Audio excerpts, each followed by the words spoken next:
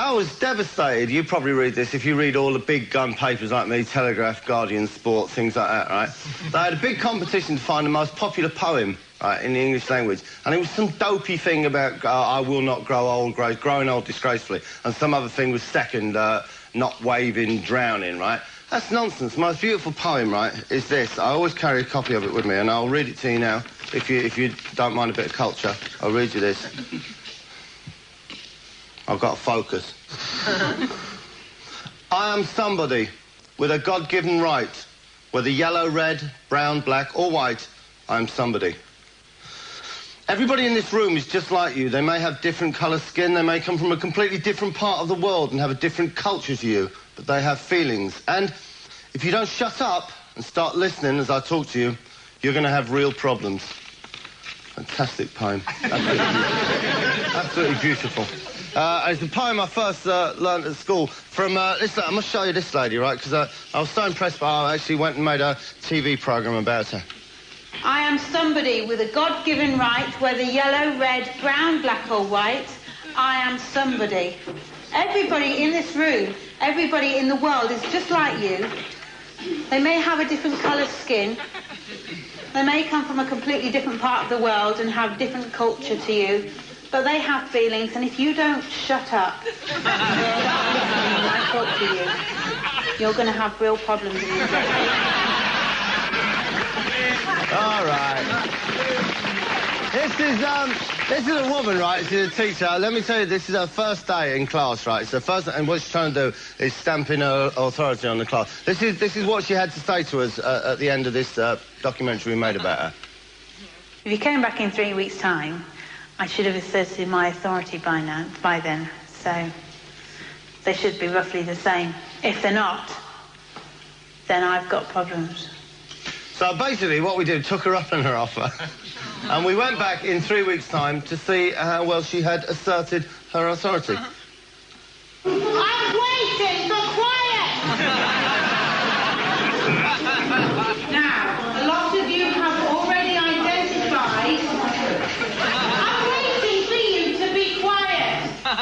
See, the other problem that she had, right, was the kids in the class were much funnier than she were, right? She had a fantastic sense of humour, right? For instance, she asked me this question, who can we depend upon, right? Nurses, doctors, policemen, people like that. They had their own ideas, obviously. Who else do we depend upon? I've got one. Yeah, go on then. Toilet. That's perfectly reasonable. You can depend upon the toilet. It's as simple as that. Oh, here. This is the thing that's happened to me that I'm annoyed with. I've got this calendar, right? I've got this calendar, and look at that. That's wrong, that is. They shouldn't be allowed to do that. Look what they've done. Pamela Anderson, but that's my caravan there, look. That's my caravan in Chelsea, right? They got no reason at all to take photos of my caravan. Just in case, right, we do get sometimes people come up to me in the show and say, oh, it's a bit sexist, right? You're always showing pictures of Pamela Anderson, which we're not. The picture was of my caravan. She just happened to be there, which she is most days around my caravan, right? But, you know, just in case you are worried about that, go on, just for now. Here's something for the ladies. Yes. Has anybody brought jock straps? No. No, is that... You got that box bit? Yeah, real rough private. I haven't got much to show anyway, Sid.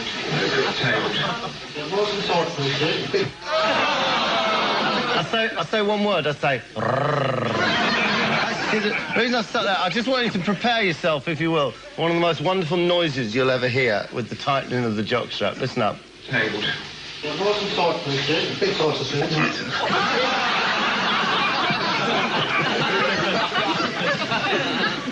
No, and again, not enough. Listen very carefully. After the grunt. Nice and tight, please, Sid. A bit tighter, Sid. This is a programme actually about the British Sumo Championships, which were held. Just watch the programme. It was one of the most enjoyable I've ever made. The British Championships was a very difficult competition. I was number one, the British champion. I demolished everybody, to be honest. There wasn't much competition for me. There you go. The British, they were held then, and the top 3 were to compete in the first World Sumo Championship. He won. He wiped the floor with everyone, right? All the guys in Britain who thought they could do sumo came, and he beat them to be the gold medalist and to be one of the top 3 who went on to represent their country in the World Championships. Here's another one. I went down here, and there was only 3 of us turned up for the contest.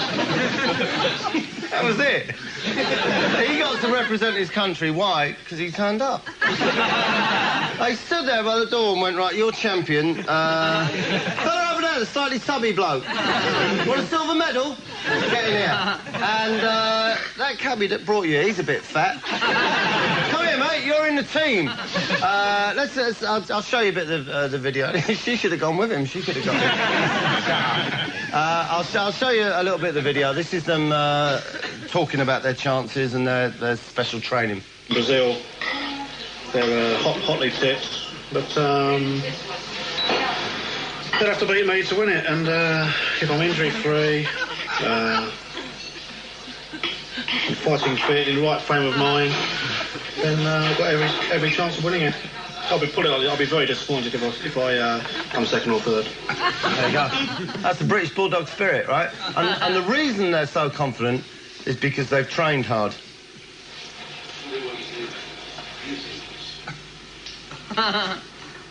Basically, I'm just trying to put them away. I'm a great lover of cakes and sweets and chocolates, and I eat quite a few of them. And anything sweet, basically. Basically, I mean anything, to the truth. That's one of the big things about sumo training is eating and sleeping. If I'd known that years ago, I think I would have been the first white European sumo wrestler. That's the sort of life I love. That's the sort of life I love. Get up, eat, go back to bed. Fantastic. And have men go, oh, like that, out your bum. Fantastic. Let's have a bit more of them. When I was in America, I met quite a few Japanese girls. Oh, yes. Well, I learnt my one famous Japanese line, and I talked about Tukushi Desne. You're a very beautiful woman. To use that? I should think so. I normally get here once or twice. There's one way to learn a language, and that's to make love to a woman from that country. And I've had the odd opportunity to learn a sprinkling of Japanese. So if you make love to a woman from that country, you learn Japanese. So you know the Japanese for, no! Get off me, you fat girl! And also, it's sprinkling of Japanese. Here you go, look, there's me basic Japanese-English dictionary. Ana tawa totemo otu kushi desne. Which he says means what? You are a very beautiful woman. No, it means, I suspect you are a prostitute. Can I offer you money for sex? I swear, ana tawa totemo otu kushi desne means that, all right?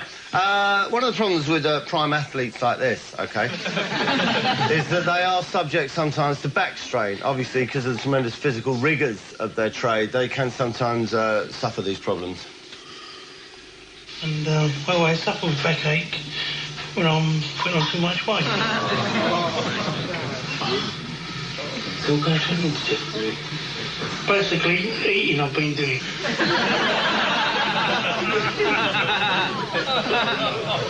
So you're in constant training at the moment?